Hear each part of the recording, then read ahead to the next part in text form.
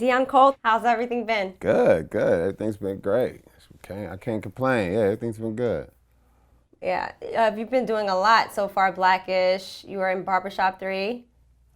Yeah, Blackish, Barbershop 3, Angie Tribecca on TBS with Steve Carell and Conan, doing Yeah, Conan, bits on Conan, and stand up and touring. Yes, a a lot. lot of things. Yeah. So tell me about your upbringing in Chicago. Man, South Side of Chicago, gang infested.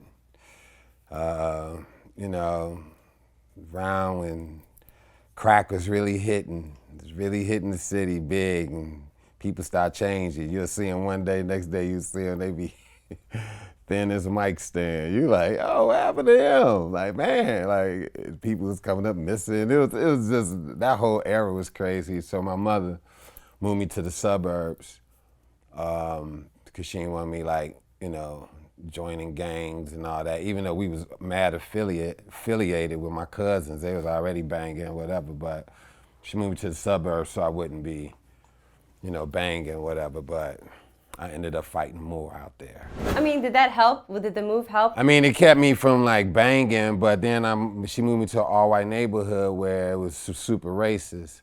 And so all these white dudes used to like test me a lot, and they used to pull their cars on our lawn and squeeze their tires out and shoot mud on our windows and follow us home from school and throw stuff at us and hit us.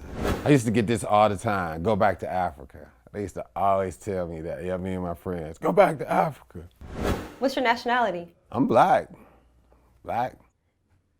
So they just went all the way down to roots. Yeah, they just was like, yo, you ain't white, so get your ass out of here. That's Did you clown them?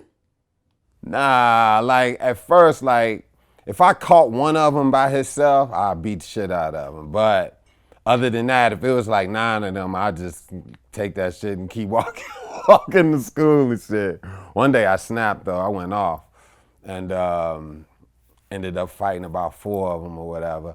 But what was so odd, it was this one black dude that was with them. I remember this, like it was yesterday, this dude named Hans. And like they used to be like, fuck you, nigga. And he'll be like, yeah, you nigga. And I'd be like, what? Like, I had just moved to the suburbs because I ain't never seen nothing like that. And just to see this black dude, he was light skinned, but he was still black. But for him to be like, you fucking nigger, and saying that shit to me, that shit like fucked me up. I was like, damn, like what part of the game is this? But yeah, they had like black people that was racist. What did your mom say about all that? Did you tell her that you were kind of getting bullied? Well, my mother didn't really even know at the time because she was working so much. My mother's working like 2 jobs, so she was working all the time. And so, I really didn't tell her too much. I told her a little bit, but it really wasn't nothing she could really do about it. Any little extra time she had, she was trying to sleep. So I really didn't want to bother her with that, and I wanted her to rest, so I just dealt with it on my own. So eventually, from that, you talked about your upbringing before, and you also in another interview that I seen with you, you talked about getting into stand up. Now, were you always funny as a child, besides you fighting and everything like that? Nah, I never was funny. There was nothing funny about me whatsoever. The thing about me being like the only child with my mother, I just analyzed a lot of stuff. I just always had to think things out for myself and analyze things. And so it got to the point where if somebody got into a fight with somebody and the dude got knocked out, everybody be like, oh, he got knocked out. I'll be more like, dang, he ain't see them coming. I seen the swing. Like, he ain't see that swing. Like, I wonder what was on his mind when he saw that punch coming. Like, he had to know that punch. Let's go ask him why he ain't see that punch coming. Like, I would do everything like that. Everything would be more like, wow, why did that? And so people, I guess, thought it was funny when I more was like actually looking for a real, true answer to certain things, and people just was like, my friend, this dude named Guillamy, was like, you should do stand-up. And I was like, nah. He was like, I bet you $50 you want to do it. And so I was like, bet. And so that's how it started. Yeah, but I never was no funny dude. I wasn't walking around like tapping people on the shoulder. They look over here and I'm over here like, ah. Like I was never no like silly ass motherfucker like that at all. Yeah, you said that you're not like theatrical, like on your stage presence isn't so much like jumping around. Yeah, nah, and that was something that I grew up, came up under doing stand-up. It was a lot of that. It was just a lot of like, to me, I like to call it like buffoonery. And it was just a lot of, it was just a lot of like, because I think a lot of comics would dress up and really look nice and wear suits and stuff just in case their jokes didn't work. At least you'll be like, man, he was sharp. You know, like, yo, he looked good as hell though. I know he wasn't funny, but man, you see that nigga's shoes? Like, it was like that kind of thing. And so it was all these kind of bells and whistles that comics would have, or if they wasn't funny, you remember they saying, they'll say like, they'll have a saying like, you know, they'll do a joke and people will laugh and they'll be like, yeah, so what you do? And everybody be like, close the door. And it's like, I don't know why I closed the door. Like, I told that bitch to leave and then what she do? They're like, close the door. They're like, hey, good night, everybody. And everybody know this motherfucker for close the door, but his whole set was horrible. You don't remember shit else but close the door. So I came up in an era like that. And, you know, I still am a super hip hop head and a big house head. Like I listen to disco music from Chicago. And it was just something that was real and authentic about music that I liked and just about the hip hop culture, period. And I just thought that, you know, by me doing stand up, I was gonna go that way. There's so many like well-known comedians that come out of Chicago. Did you feel any pressure to be like them? Well, I did. Well, not really. I think I always wanted to go against that grain. It was people that I looked up to and admired. You know, I admired them a whole lot, you know, but I never wanted to be them because, you know, when I came up, it was all about you being a character, not acting like a character. It wasn't like you supposed to be something. It's just who you were. If you was this kind of person, then that was your persona, you know what I'm saying? And you came up with how you was. Not trying to be nothing, or trying to be something different. You just was a different kind of person. So I always looked up to them for who they were, but I always embraced who I was as well because I knew that my beauty is there is no one like me. And I always kept that in mind that as long as I be me, then I can always dictate which way I go in life and in my career, you know what I mean? But if I was like everybody else, then, you know, there's nothing unique about that, you know? So you jumped on the stage, you did it off of a dare. What were you doing for the meantime to make money? Man, I was working at this place called Leather Makers, and I was selling weed out of the coats. Because if you get a lot of leather in one area, it drowns the smell of anything.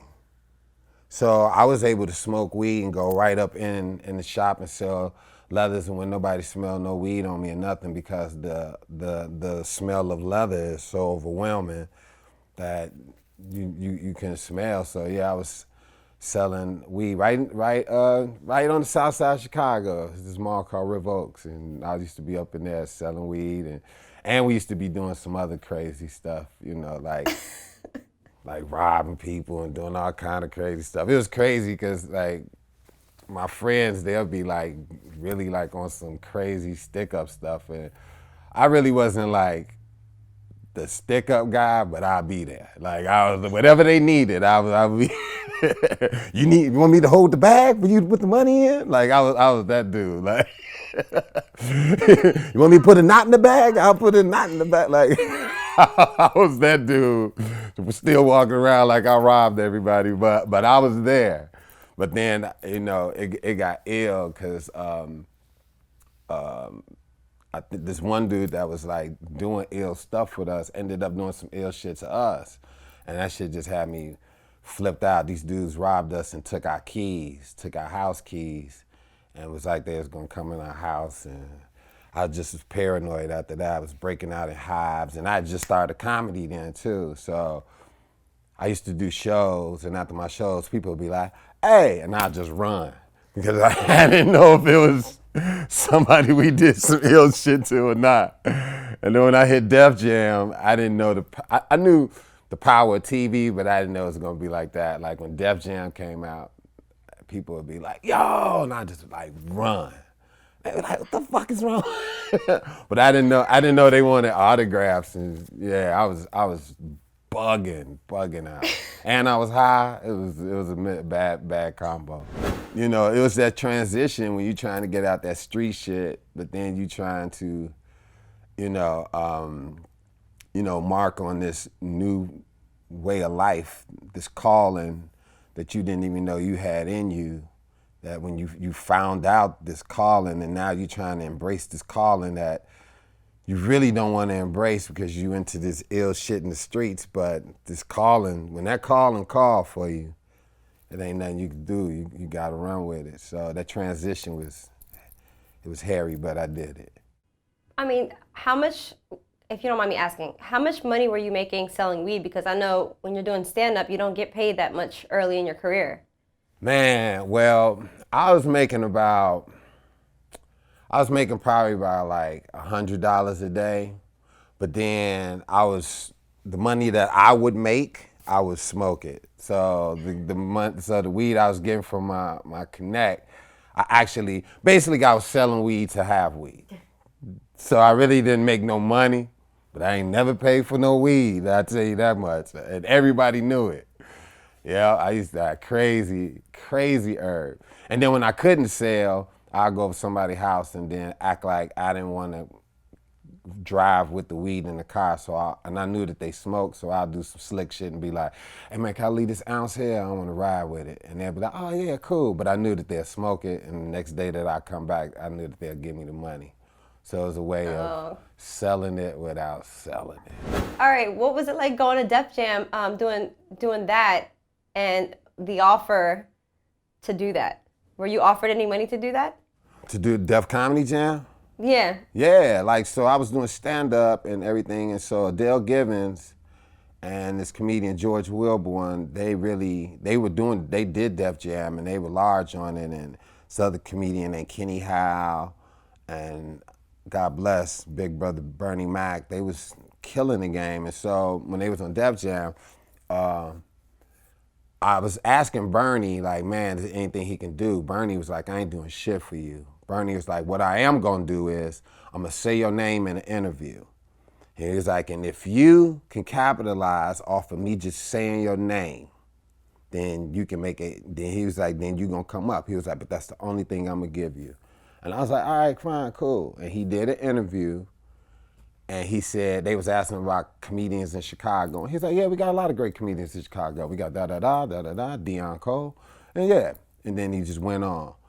That right there got me so much love. Just because he said my name, it was so crazy, he got me love. And so people started paying attention to me even more. And then the Dale Givens verified what Bernie was saying, like, yeah, he's a problem. And then I was on Def Jam like 8 months after I started comedy, which is unheard of. It was comedians doing comedy for like 10 years trying to get on there, and they just wouldn't let them get on there. But see, that was that era that a lot of comics that I was in, I didn't wear those suits. And I didn't know it was other comics that wasn't doing that. So when Def Jam hit, it was like I was riding the right path to do that. And then when I got on, they gave me a nice check. I was straight. But I only had 13 minutes to stand up. And I did 7 of it on Def Jam, and I had another 6 left. So that was a recipe for disaster because I did very well on Def Jam, and then they wanted me to go on tour. And that was the demise of my Def Jam career because they had me wanting to do 25 minutes, and I only had 6 left. So I was on there giving it up for birthdays, shouting out people and wasting time, knock jokes and everything. Yeah, but that's the thing. You're known right now as a writer. So did you go unprepared? You were just like, I'm gonna wing it? I mean, I just thought like I was doing my time and that's it. I didn't know they wanted that much amount of time. I just didn't have it. But I just thought that I'll go do the same set I did on TV and then the extra little 6 minutes that I have and then that'll be it. But when Joe Torre and them, because Joe Torre was hosting the tour at the time, and they was like, no, you doing 25 minutes. And I'm like, I don't have it. And they was like, no, I ain't telling them I have it. I was just like, oh, okay, cool. I acted like I had it, but I didn't. And I was up there just bombing, like night after night until they sent me home. I was sitting in the airport with a Def Jam hat and jacket. And my ticket, like I kept trying to do this so it looked like I was tired, but I was really wiping tears from my face from crying. Because I knew I got kicked off the tour and I knew everybody at home was gonna laugh at me. And I was just like, dang, so. Yeah, that was the best thing that ever happened to me because I would have never took writing that serious.